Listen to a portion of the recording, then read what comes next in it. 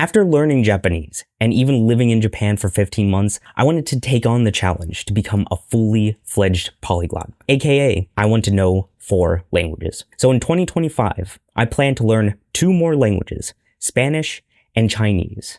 The question is, how do I learn 2 languages at the same time? In this video, I'll go over my entire strategy, and it's a bit different than what I've heard other people talk about in similar videos. And I think you'll be surprised by how simple it actually is. But before I jump into my strategy, I need to be fully transparent. Spanish is a language I've tried to learn in the past. Plus, I come from a Puerto Rican family, so I do have experience with the language. That said, every time I go to family gatherings, my mind goes blank when they try to speak to me in Spanish. I am not fluent at all. The problem is that I can't use Spanish. The limit to my sentences are like, yo quiero agua. And even that I had to look up, just in case. Now, Chinese is a different story. Other than a few words and phrases I started learning recently, I have no experience with Chinese. But I do have experience with Japanese, and they use a lot of Chinese characters in their language. So I've already done a lot of heavy lifting to learning the writing system, which is very complex. So with this past experience, I'm confident I could become conversationally fluent in both Spanish and Chinese within a year. Well, as long as I execute my plan.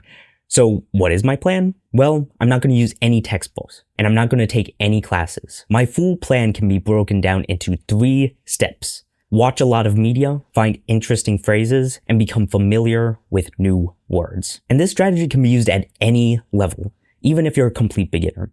But if you are new, there are some extra steps, and you'll see this when I break down my strategy for Chinese.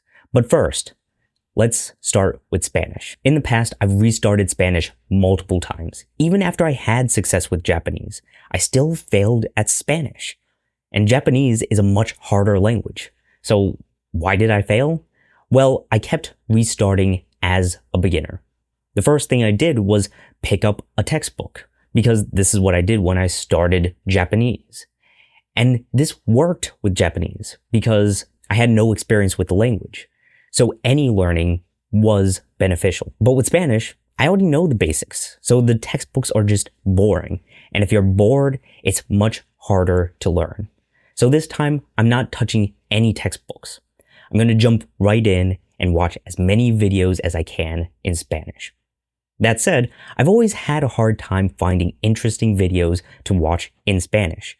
To solve this problem, I've created my own web app, Mizas.com. Simply, it's a search engine to help language learners discover new content in their target language. Really, I made this for myself. And if other people use it and can benefit from it too, I would be insanely happy.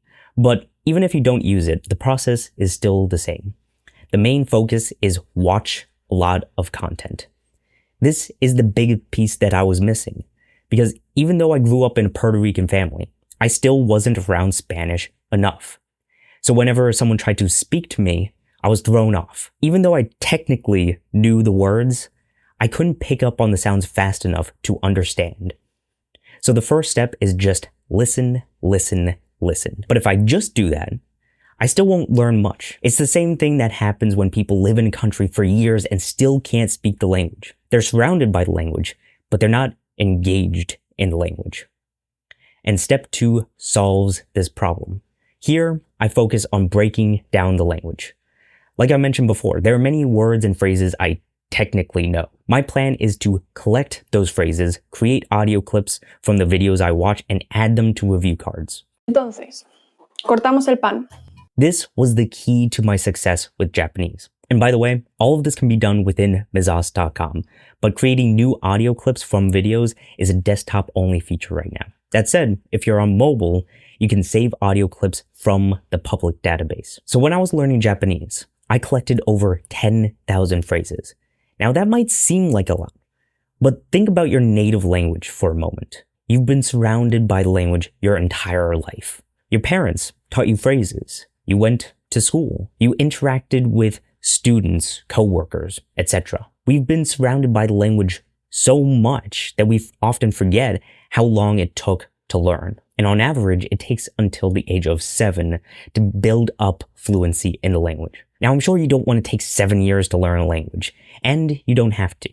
This is why I focus on collecting phrases. It's a surefire way to replicate years of experience in a short period of time. So my goal with Spanish is to collect 6,000 phrases by the end of 2025.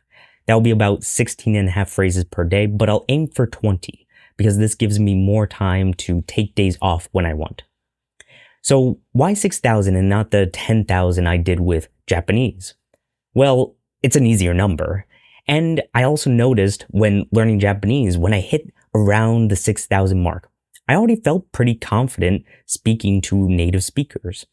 Hitting 10,000 was more of a vanity goal. After that, I didn't feel like I needed that hardcore practice anymore because I reached my goal. So this step is collecting 6,000 phrases. Next is just picking up new words while I'm watching videos. So if I start seeing the same word over and over, I can take that word and review it. Then I can find audio clips for that word and review those phrases. AKA, this step flows back into step number 2. As I learn new words, I can learn new phrases. This is my entire strategy for Spanish. Easy, right? But that's for a language I'm familiar with. What about a language I know nothing about? Well, the plan does change a bit, but not as much as you would think. So what is my plan for Chinese? Well, I'm going to add one step. And this step is the key to using this strategy as a beginner. Because what do all beginners lack the most? Vocabulary. So we need a system to build vocabulary as quickly and as easily as possible. And this is what I found works best for me. Start with the 2,000 most frequently used words and become familiar with them as quickly as possible. Now, you may have noticed that I use the word familiar and not learn. This is because I'm not setting out to learn these words. I just want to know they exist. So in my system, I'm going to take the first 80 days and add 25 review cards per day. That way, I create that first connection with these words in a very short period of time. So the rest of the year can be spent developing these words into my active vocabulary, aka continuing the strategy. Watch a lot of media, collect a lot of phrases, and pick up new words. Again, isn't it simple? But of course, there's more to language learning than just that. So during the next year, I'll add on different strategies on top of this. And if you want to follow along with that, then please subscribe, click the bell to get notifications, or click here to see my latest video when it's released.